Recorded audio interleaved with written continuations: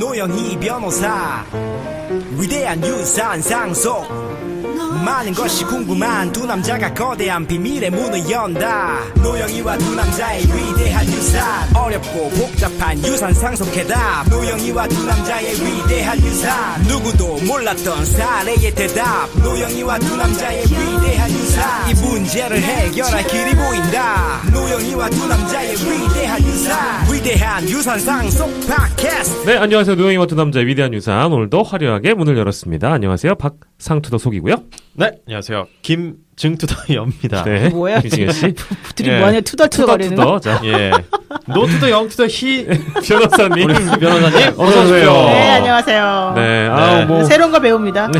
오늘 제가 사바사 배웠는데 이제 사봤어요? 사바사. 원래 케바케잖아요. 사바사는 그러니까 뭐예요? 사람 바이 사람. 아, 그거는 사바사 다르지. 뭐 이런. 그다음에 사바사바하고 나는 헷갈렸잖아. 그래서 아, 사바사바는 약간 이렇게 서로 간에 좀 그런 와, 건데. 사바사바 정말 그 클래식한 용어.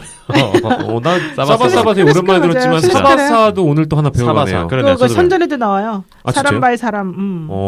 사바사 하나 배우고 갑니다. 인싸각이다 뭐 이런 얘기 알아요? 몰라. 그러니까 아웃사이더의 반대가 인사이더잖아요. 근데 그러니까 잘 어울리고 인기인 예를 들면 그런 인싸각? 느낌인데, 예. 그러면- 이걸 하면 인싸각이다. 인싸각인데? 예, 그런 표현을 해요.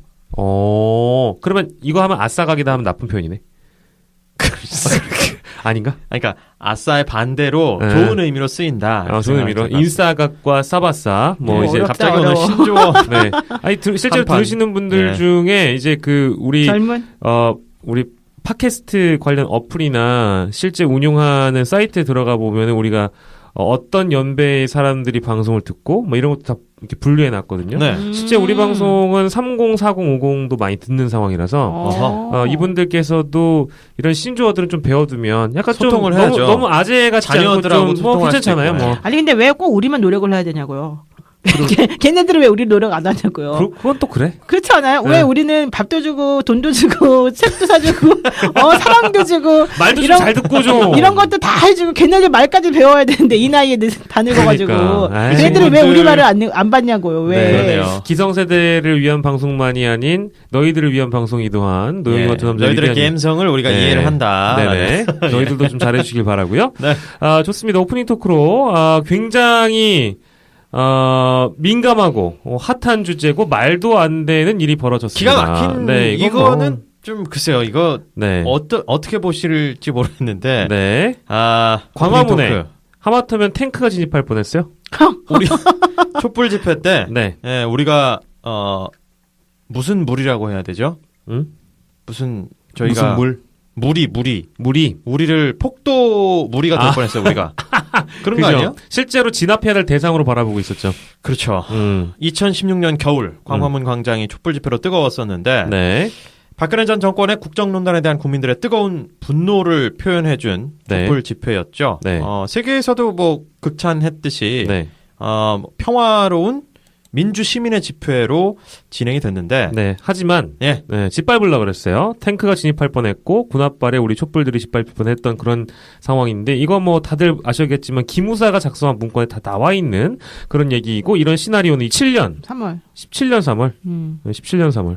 그렇죠. 예. 17년 탄핵 때. 네, 탄핵 맞아요. 근데 이거 이제 문제가 방송국도 그러니까 그 시나리오 문건이나 거기 나와 있는 시나리오가 굉장히 세세하게 다 준비가 돼 있어요. 주요 내용을 좀 보면 박근혜 전 대통령의 탄핵 심판 직전이던 지난해 3월 기무사령부가 위수령과 계엄령 시행에 대비한 매우 구체적인 문건을 작성했던 것으로 드러났습니다. 탄핵 심판 결과에 불복한 시위대가 무기를 탈취하는 등 폭도로 변할 것으로 전망하고 공수부대 등을 투입한다는 내용입니다. 북한의 도발 위협이 크다는 당시 상황 분석도 함께 담겨 있었습니다.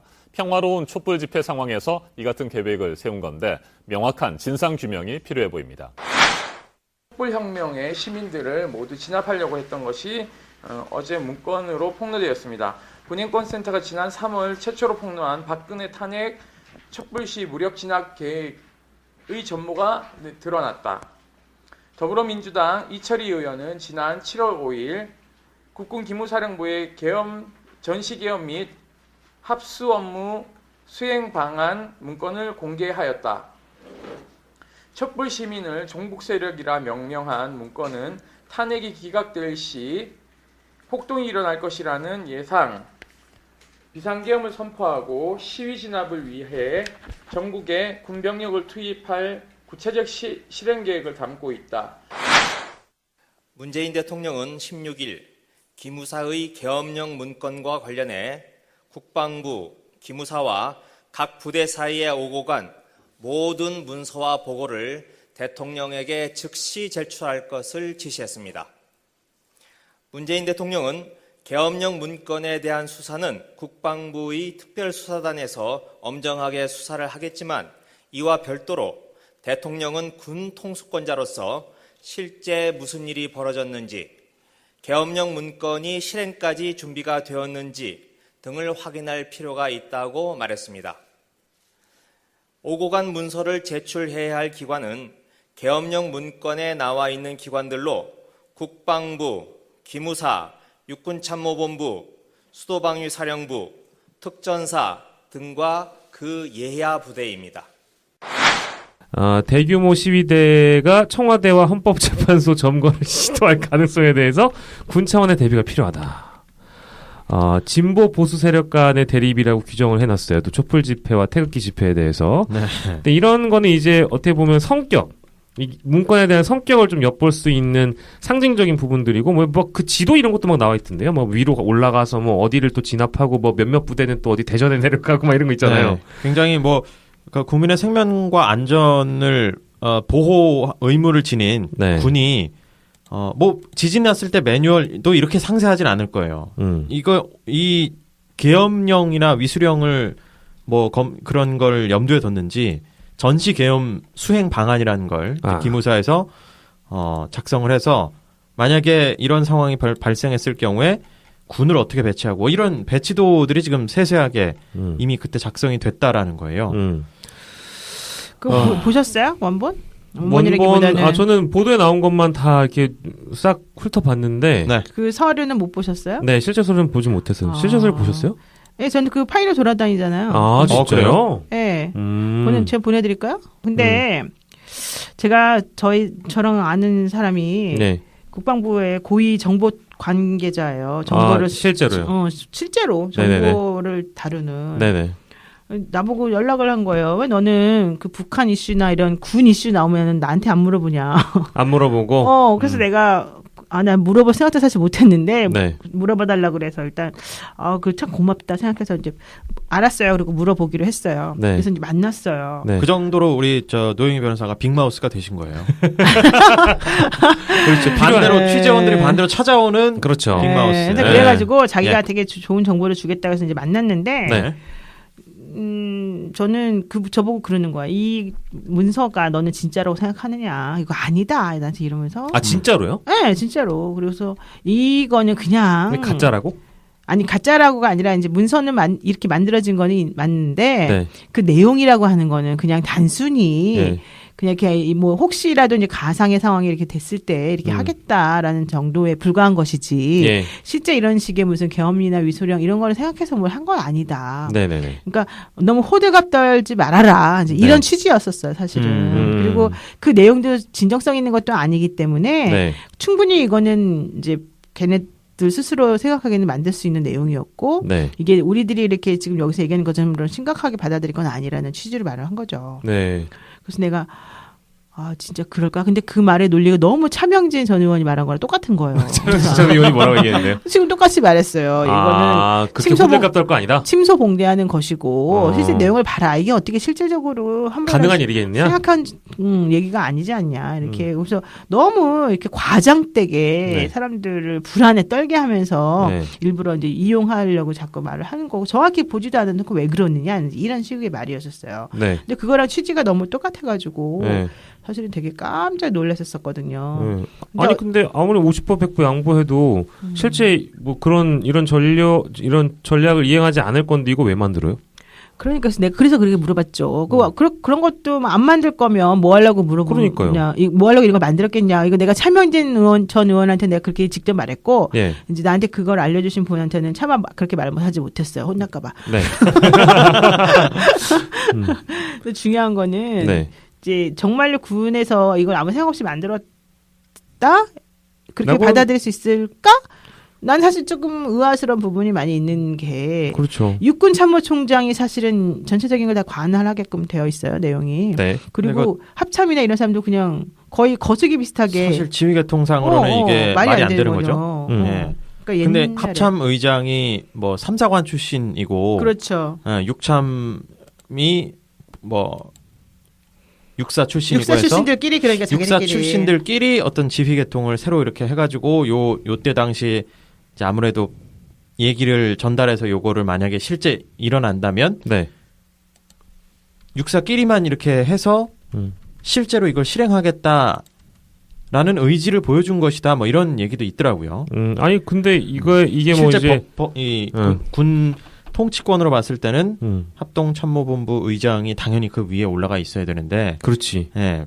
3사관 출신이어서 배제가 됐다는 그러니까 그냥 심심해서 혹은 혹시 모를 비상 뭐 그럴 때 늘 우리가 관습적으로 한다라고 주장하기에는 너무 이런 의심스러운 부분들이 많은 거죠. 네. 왜 관습적으로 그냥 뭐 이런 여러 가지 대규모 집회에 대응하는 차원에서 그냥 한 거다라면 네.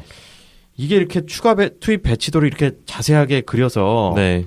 34단 1개 여단 10수여단 뭐 이렇게 가고 40여 대 가고 탱크가 몇 200여 대 장갑차 550대 누가 이렇게 세세하게 그러나요? 우리 싹 다 밟힐 뻔했던 거예요, 사실은. 그러니까 총 투입 전력이 탱크 200대, 장갑차 550대, 병력 4,800여 명, 특전사 1,400여 명인데 이거는 결과적으로 우리가 그때 촛불 집회 할 때 저도 애들 데리고 갔었었고 유모차 밀고 다들 오셨잖아요. 네네. 거기에 이 문건에 의하면은 화염병을 누군가가 던진다. 내지는 누군가가 경찰에 들어간다. 네. 이러면 공격할 수 있게끔 내용이 되었거든요. 촛불 집회 했던 분들이. 네네네. 근데 사실 그 당시에 태극기 부대들하고 이렇게 비교를 해보면 네. 폭력을 사용했던 분들은 오히려 저쪽 분들은 아니겠어요? 그렇죠. 펄럭펄럭 하시는 네, 분들이고. 그러면은 여기에다가 촛불 집회한 사람들을 겨냥해서 그들이 이렇게 하면은 무조건 이런 식의 엄청난 병력을 쏟아붓고 우리를 장갑차를 밀어버릴 수 있다라고 하는 내용을 네. 적는다는 게 상식적이지가 않잖아요. 이미 많이 치우쳐 있었던 거죠. 그러니까 촛불 시위를 하는 사람들은 거의 그냥 폭도라는 인식 아래서 이제 이런 시작이 있었던 거니까. 근데 역사적으로 보면은 뭐 우리 김증현 씨나 저 같은 경우에는 계엄 발동이나 이런 상황을 겪어보진 못했잖아요. 네, 그렇죠. 그냥 그 제5공하고 이런 드라마에서나 봤죠. 거기서는 역사적으로 진짜 우리나라가 아마 제가 기억하기로도 근대사를 제가 막 수두룩하게 기억하지 못하지만 계엄이 발동된 게 한 7, 8번 되고요. 그걸 통해 가지고 9번이지 않나요? 그래, 그러니까 육군이 힘을 잡고 그래서 육군 출신 장성희 대통령이 됐던 게 우리나라예요. 실제 가능한 일이에요, 그게. 그래서 만약에 이게 실행돼 가지고 계엄이 또 내려진다면 군대가 우리나라를 지배하는 수순으로 밟아가는 거고 심지어 문재인 대통령도 잡혀갈 뻔했잖아요. 당시 후보가 사실 이 군부대 지금 이 작전이나 뭐 이런 것들은 사실 현실적으로는 사실 말이 안 되는 거긴 하죠. 지금 이 시대에 만약에 군이 진짜 이렇게 했다고 뭐 세계가 가만히 있겠고 우리가 가만히 있겠습니까? 우리 민주시민이. 그래서 근데 이거는 뭐 단순히 근데 그냥 공상 과학 소설처럼 여길 만한 건 아니고 분명히 그 안에 군 수뇌부의 어떤 인식들이 담겨 있는 유의미한 문건이 아닌가. 네. 일단 그런 생각이 들긴 합니다. 군대 직업군인들은 육사 출신이고 또한 독일을 유학을 갔다 와야 되고 뭐 이런 게 되게 중요하잖아요. 네네. 그러니까 어디나 다 그런 것 같아요. 사실 사시 출신들도요. 사법시험 본 사람들도 서울대여야 되고 네. 또 서울대 법대. 네네. 법대 중에서도 보통 이제 뭐 사법학과 뭐 이런데 네네. 그런 과여야 되고 네. 또 이렇게 출신 성분이 이렇게 쭉 라인이 있어요. 네. 그 라인을 벗어나는 사람들은 뭐 진골 성골 뭐 이런 거 따질 때 핫발이다 이렇게 보통들 하고 쳐주지를 않죠. 그 대표적인 주자가 바로 이제 그런 우병우 이런 라인인 거잖아요. 네. 그러니까 이 사람들이 겉으로는 말을 안 하지만 속으로 가지고 있는 그 자부심, 엘리트 의식 이건 사실은 상상을 초월하는 건데 이게 바로 이 또 이 사람들 육사맨에서도 이제 키맨들한테 사실은 내려오는 거였던 것 같아요. 그게 이번 문건 작성에도 연결되어 있는 게 아닐까. 일종의 이제 군내 같이 기무사 내부에서도 그런 의식을 갖고 있는 인식을 갖고 있는 유추하기에는 그런 네, 인간들이 이제 이런 문건을 만들어서 우리가 이런 힘이 있다라고 이제 뭔가 정리하는 차원에서 만든 문건인데 세상에 나온 거일 수도 있다. 아니 세상 그렇게 나왔다기보다는 네. 이제 실제적으로 육사맨들이 너무 네. 좀 힘을 못 쓴다. 우리가 대통령을 지켜야 된다. 네네네네. 박근혜 전 대통령의 특히 이제 아버지가 네네. 육사 출신의 그런 계엄령을 발동했던 힘이 있는 제일 힘센 군인 중에 한 명이었기 때문에 우리가 그 라인으로 가야 되는 게 아니겠느냐. 예. 이제 이런 생각에서 우리 그 공주님을 지키기 위해서라도 이게 필요하다라고 생각했었을 가능성은 없겠는가. 네. 물어보는 거고요. 네. 한국의 계엄법이 1949년 11월 24일에 만들어졌어요. 네네. 그리고 2016년까지 10번의 개정을 거쳤는데 네. 이게 2016년까지라고 하면 뭐예요? 박근혜 전 대통령이 이제 대통령 하던 당시까지잖아요. 네. 이게 1948년 8월 15일 정부 수립 후에 19번의 비상계엄이 있었고 7번의 경비계엄이 선포가 되었고요. 이제 여기에서 그 유명한 이제 군사 5.16 네. 군사 정변이 이제 일어났던 것이고 네. 하여튼 여기까지 역사가 쭉 이어오는데 항상 거기서 가장 중요한 거는 해군이나 공군은 쳐주질 않는다는 그렇죠, 거예요. 그렇죠. 안 쳐주죠. 네, 그러니까 무조건 전부 다 그 중심은 대한민국을 움직이는 중심은 육사여다. 육사. 그리고 육사다. 육사가 옹이하는 사람만이 대통령이 될 자격이 있다. 이렇게 생각했다는 거겠죠. 아마도 진짜 실제 그랬을 것 같고요. 일부 어떤 군 엘리트의 시대착오적인 인식이 완전 착오지. 담긴. 근데 그분들이 분명히 그 군의 키맨들로서 계속 활동을 했었던 거잖아요. 아니 당시 추미애 그 민주당 대표도 촛불 시위할 때 그때 뭐 맞아요. 계엄 계엄 이런 관련 발언했을 때 심지어 촛불을 드는 사람들도 에이 저거 너무 오바한다라고 얘기했던 사람들도 있었거든요. 실제 저도 그런 얘기하면서 에이 설마 그러겠어. 아무리 뭐 급하더라도 그런 일이 있겠어라고 얘기했는데 그게 실제로 이렇게까지 밝혀지니까 아 참 세상이 어떻게 돌아가는지 네, 무섭기도 하고 와 진짜 짓밟힐 뻔했구나. 짜부될 뻔했구나 장갑차에. 맞아. 근데 그리고 더 중요한 건 이 네. 문건에서 사람들이 그 좀 주목해야 될 부분은 네. 그런 계엄령보다는 네. 세월호 관련된 부분이다 이런 주장도 있어요. 맞아요. 세월호 참사 뭐 유가족 사찰 그렇죠. 이게 관여를 4월 기무사가 한다고. 28일 날 요원 60명으로 구성돼서 TF가 만들어지면서 실제 5월 13일부터 6개월 동안 유가족들을 사찰하고 매일매일 관련 보고서를 작성했다라고 하는 건데 지네가 뭔데 이런 왜 이런 걸 하냐는 거죠. 기무사가 뭔데 이런 그러니까 거네. 뿌락지도 아니고. 그러니까요. 그리고 더 중요한 건 청와대에 세월호 희생자에 대한 수장을 제안했다. 이게 뭐예요? 환장하겠다 진짜. 그러니까 세월호 너무 인양하는데 돈 많이 들고 네. 너무 사회적으로 시끄러우니까 네. 그냥 바다에 이렇게 장례식 치러주고 끝내자 이런 거잖아요. 그런 주장을 당시 했었어요, 사실은. 의원, 새누리당 의원들 네, 중에 맞아요. 일부가 뭐 했죠. 일부가 네. 엄청 급진적으로 했었죠. 네, 그래서 그때 정말 말도 안 되는 소리라고 막 다들 막 얘기했었잖아요. 네, 그런 움직임의 하나, 그러니까 같이 이제 뭔가 뭐 얘기가 실제 있었는지 모르겠습니다만 그런 주장을 했던 때를 또 떠올려 보면 기무사가 아 이런 작업을 뒤에서 혹시나 뒷받침해 준 건 아닌가 이런 생각도 좀 들어가고 좀 위험한 아니 발언일 수 기무사가 있는데. 그렇게 얘기하잖아요. 네. 수장을 하는 것도 네. 원칙적으로는 오래된 장례 방법 중에 하나다. 아유. 그리고 또 하나는 대통령의 감성적인 모습을 통해서 이미지를 제고해야 되기 때문에 눈물을 흘려라. 네, 아 실제 흘렸잖아요. 그러니까요. 네. 이게서 국군 기무사령부가 청와대에 보고한 문건에 수장도 오랜 장례법 중 하나다. 그리고 전문가 인터뷰를 자꾸 해서 세월호 인양이 비현실적이다. 돈이 너무 많이 들어간다. 네. 이걸 홍보해라. 이런 제안도 담겼다는 이게 어느 나라의 기무사입니까? 우리나라 얘기인가요 지금? 우리나라 얘기인데 그렇지. 이걸 얘네가 왜 하냐고 그러니까 내 얘기는. 이게 아니 그 해도 기무사가 안 해도 돼. 인양 기무사가 반대 이거 여론을 왜. 확산시켜야 된다는 의견도 적고 세월호 인양 비용이 최소 2천억이 들기 때문에 이렇게 하면 나라가 망한다 이렇게 또 했다는 기무사가 참 미치겠다. 재정부 걱정도 하고 여러 그러니까요. 가지 아유, 걱정을 기무사가 많이 하네요. 너무 그러니까 애국적인 거죠. 네. 기무사령부가 하셨네. 애국이시네 애국심을 가지고 이 모든 네. 전략을 짜놓으셨는데 홍보 방안까지 아유, 그럼, 짜가지고 네, 눈물 흘리는 것까지 짜내주셔서 건의. 예. 너무나 감사하고요. 뭐 댁들 때문에 아무튼 나라가 이렇게 정상적으로 돌아와서 너무 다행입니다. 이게 2014년 5월부터 10월까지 150번이 넘게 이런 세월호 보고를 했대요. 근데 진짜 다들 부지런한 것 같아요.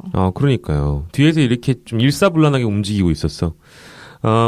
박근혜 대통령이 그 희생자들 이름 부르면서 눈물 그렇죠. 흘렸던 장면도 어떻게 보면 연출이 된 게 아닌가 싶을 정도로 이게 2014년 5월 19일에 있었던 거죠? 네, 그러니까 이제는 그런 좀 의구심이 좀 들고 뭐 어찌 됐든 세월호 얘기가 제일 충격이기도 했어요. 뭐 장갑차 이런 거는 뭐 그럼 뭐 계엄이니까 그럴 수 있다고 치고 유가족들을 사찰하거나 뭐 여론을 호도하기 위한 여러 공작들 그걸 왜 기무사가 안 했지? 그러니까요. 진짜 몇 번을 양보를 해도 기무사령부가 할 필요가 없어 이거는. 그러니까 기무사령부가 그렇게 할 일이 없는 거야. 그렇게 할 일이 없죠. 그렇죠? 바빴으면 사실은 이런 거 했겠어요? 그러니까요. 너무 안 바쁘니까 이런 걸 했겠지. 그러려고 세금 내나? 정말 진짜. 근데 더 중요한 거 뭐라고 돼 있죠? 세월호 현장 수습 유병헌 검거가 진척이 되지 않아서 대통령이 뭐라고요? 휴가를 못 가신다. 이 부분에 중점을 두고 보고서를 작성해라 이렇게 썼대요. 그러니까 아니 휴가를 못 가실까봐. 남의 휴가까지 걱정하면서. 진짜 아까 뭡니까 이게? 진짜 노변이 얘기했던 기무사는 우리 박근혜 전 대통령 당시 그 전 대통령을 지켜야만 했던 거야. 그것이 애국이라고 생각했던 것 같아요. 이렇게 해서 꼼꼼하게 문건을 만들 줄은 몰랐네. 기무사가 개인 호위부대 뭐 주군을 모시는 그런 호위부대가 아니라 국민을 받드는 곳이잖아요. 네네네. 근데 어떻게 이렇게 됐는지 참 더 중요한 건 모르겠네요. 뭐라고 돼 있는지 알아요? 문건 중에는 세월호 실종자를 인정사망 처리해라. 네. 그래서 수색을 중단해라. 이거를 누가 설득하라고 했다고요? 공직자를 활용해 설득하거나 유가족과 혈연 또는 지인 관계에 그쵸, 있는 그쵸. 공직자. 네네네네. 그러니까 내 가족들을 친척이 통해서 친척을 통해서 내 친척이 뭐 높은 고위공직자. 이제 그만해. 그래야지 설득력이 있으니까. 그렇죠. 뭐 이거 심리적인 그런 공부도 하나 봐. 원래 이런 거 심리학과적인 상황이거든요.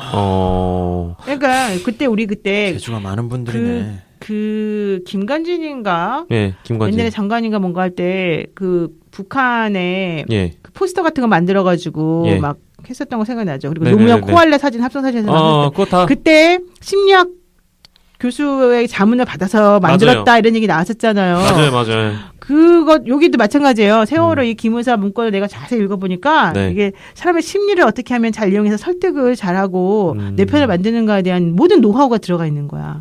이 안에. 그 글쎄, 진짜 기무사의 그러네. 그 심리전 대상이 국민이었던 거죠. 국민이었던 거지. 국민은 아니어야 되는데 국민이었던 거지.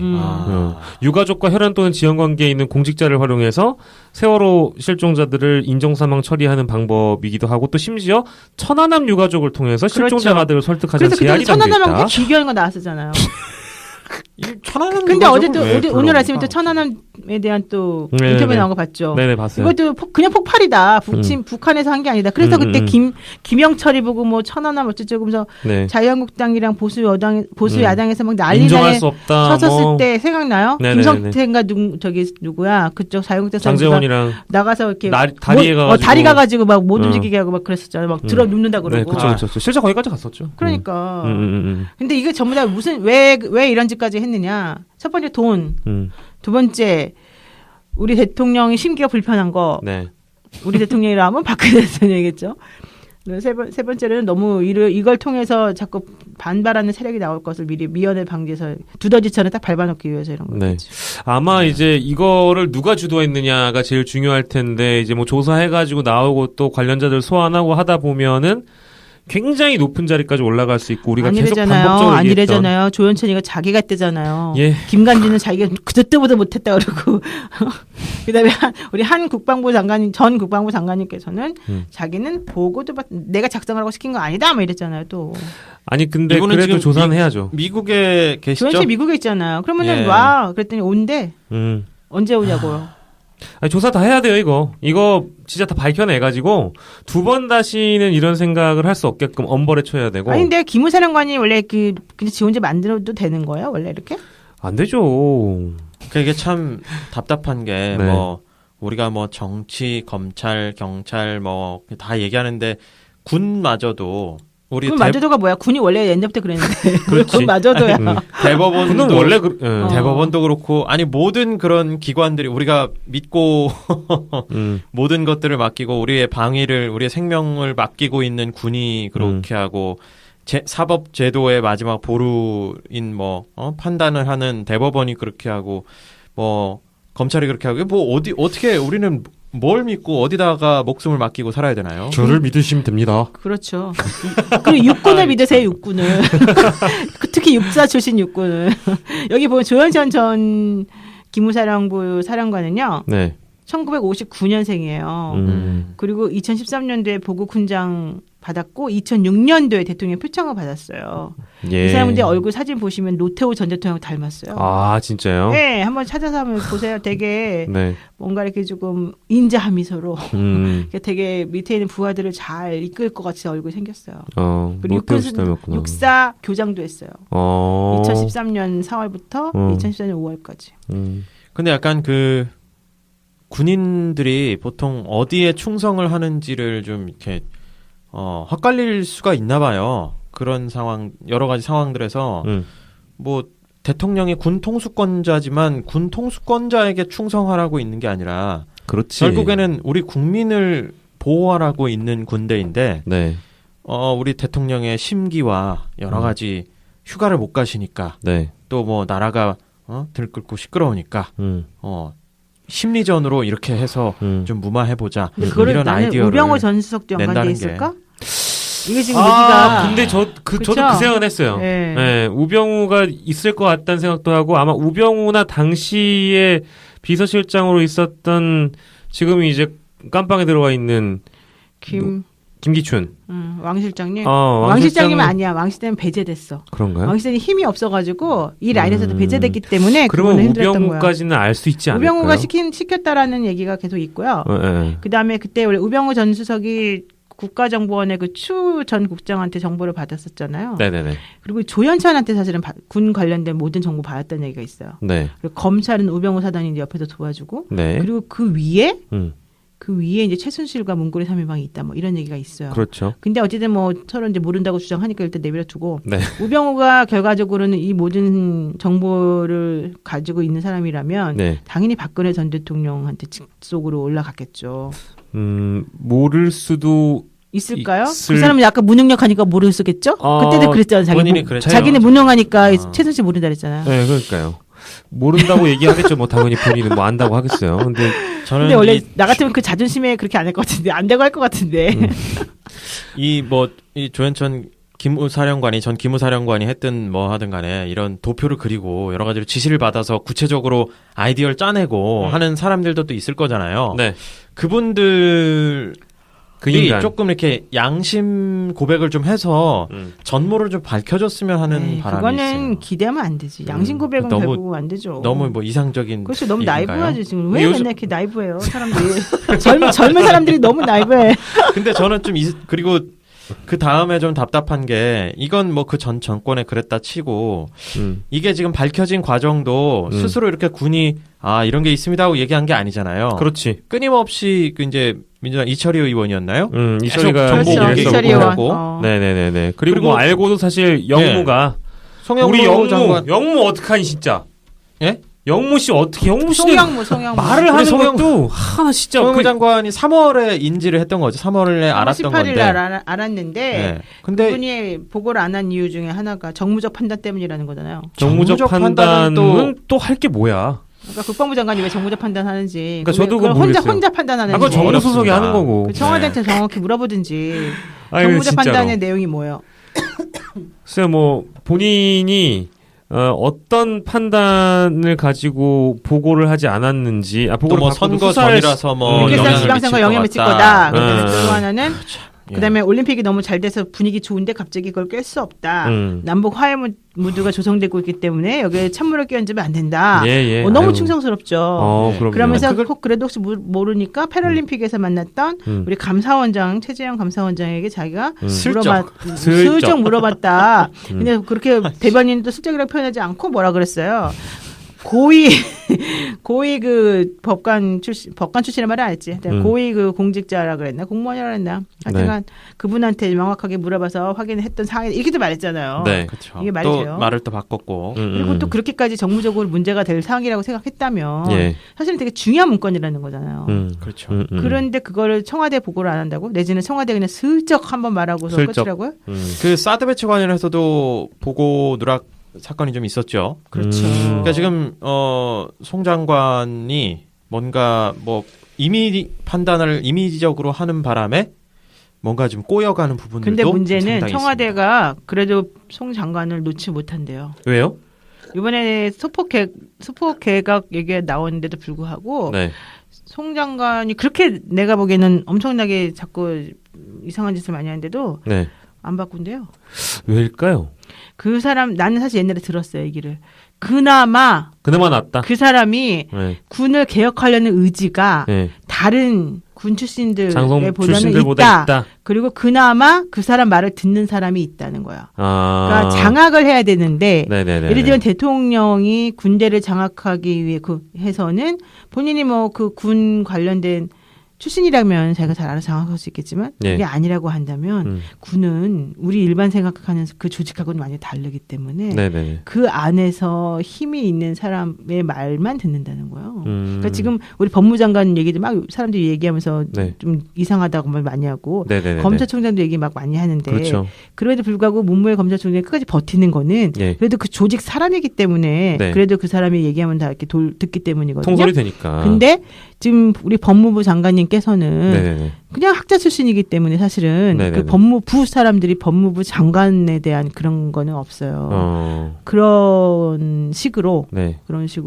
이 육군이나 뭐 군대 뭐 해군이나 공군이나 다 똑같이 네네. 결국 국방부를 장악하기 위해서는 국군 통수권자로서 보기에는 실수를 하거나 말거나 어쨌든 그나마 조금 나랑 기본적인 생각이 조금 그래도 비슷해 보이는 사람. 네.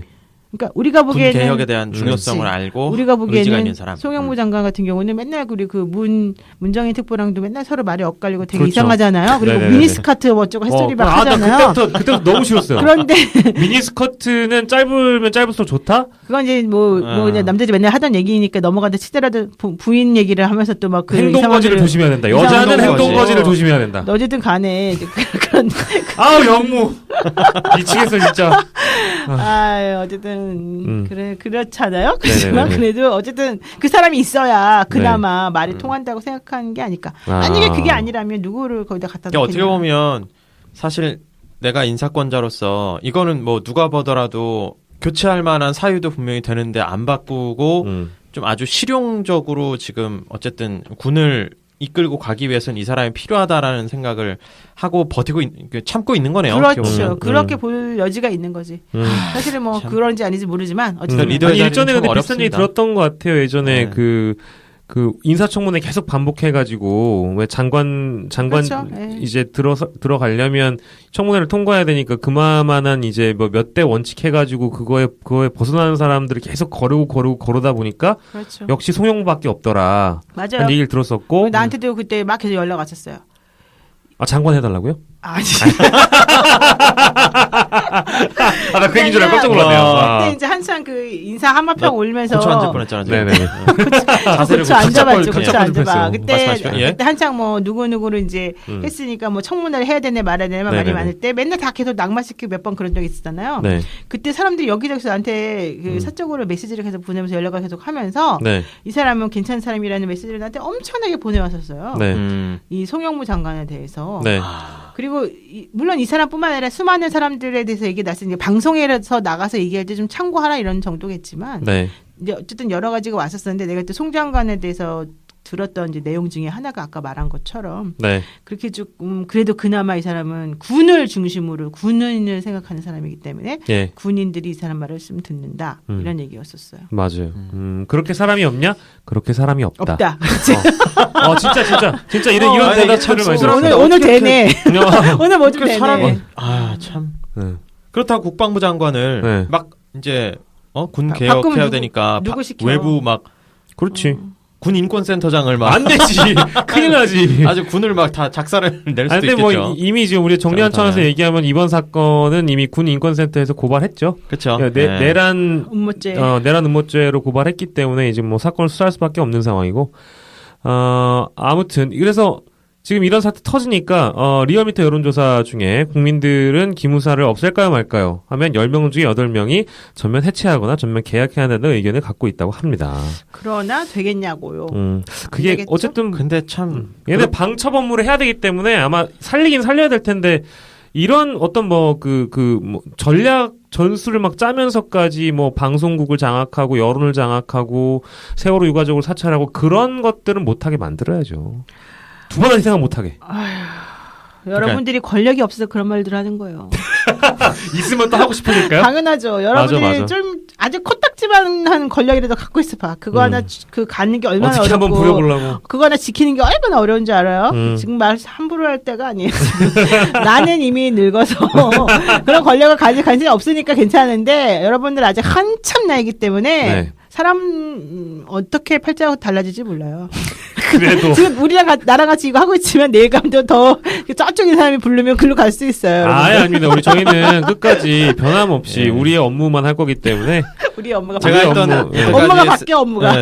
세게 얘기했던 건 다 진심이 아니라는 거 말씀드리고요. 네네네. 사실은 이제 뭐 반대쪽 주장에서는 네. 이제 군대라는 것 자체가 무슨 전쟁을 하기 위해 있다기보다 만에 하나 일어날 수 있는 일을 대비해서 대책을 세우는 곳 아니냐. 네. 그렇죠. 그래서 그냥 그런 가정을 하고 네. 그 만약에 발생했을 때 어떤 매뉴얼처럼 그렇게 군 행동 요령을 그렇게 해놓은 거다라는 군대는 뭐 공상 전쟁 소설을 굉장히 많이 쓴다 뭐 이런 얘기를 할 정도로 그런 얘기를 그러면 군인이, 하는 경우도 있지요. 군인이 공상 소설을 공상 과학자들하고 같이 합동해가지고 뭐 쓰면은 베스트셀러 되겠네. 진짜 베스트셀러 될 수 있죠.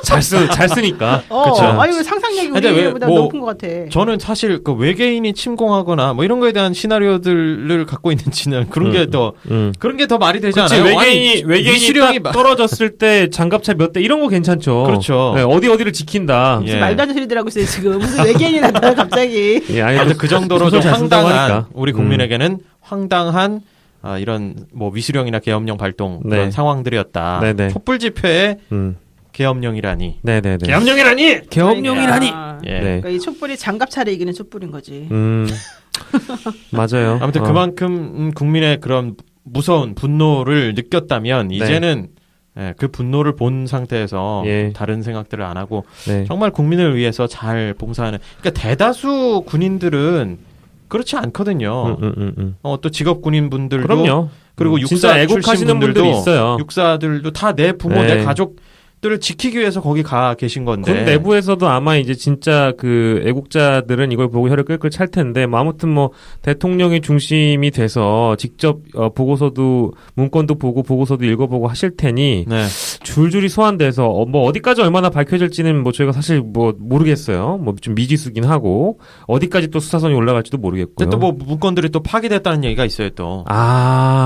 문건들이 파괴된 게 아니라 원본 문건이 파괴됐다고요. 원본들이. 원본이. USB 파일에는 그대로 들어있다는 거잖아요. 근데 그게 한 장관이 이거 보존해라 그랬는데 파괴했다면 장관 말도 안 되는 사람이 도대체 누구냐고요. 예전 정부 여기 정말 때 이상해. 대부분 이제 저도 그런 생각 늘 하는데 대통령 한 명만 바뀌었을 뿐이지 아직 그 내부적으로 그런 어떤 적폐라든지 잔존 세력들이 존재하는 건 분명한 것 같아요. 아니 근데 한 장관도 적폐 세력이잖아요. 예. 그 사람 말을 왜 안 듣냐고 그 말을.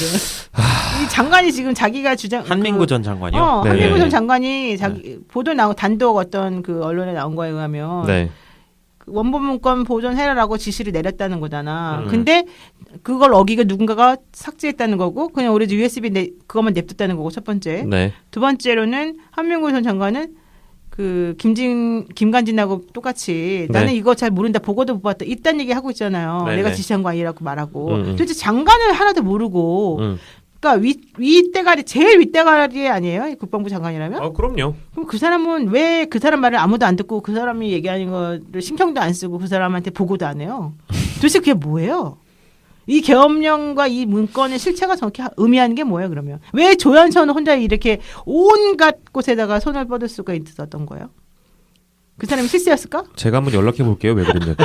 미국에 있는데? 그러니까 어떻게 보면 장관들도 임기제이기 때문에 그 뿌리 깊은 조직에 그 오래 있는 그 분들 중에 몇 분이 아까 말씀하신 키맨들의 사고 방식이 네. 어떻게 보면 이런 매뉴얼화되고 뭐 또 위에 보고 대충 안 하고 네. 그 왜 토착 세력이라고 해야 되나요? 그렇지. 약간 그런 세력들의 뭐 잘못된 어떤 구시대적인 시대착오적인 인식들이 네. 이런 식으로 발현되는 거 아닌가? 아니 말이 안 되지. 한민구도 육사 나왔어요. 맞아요. 그러니까요.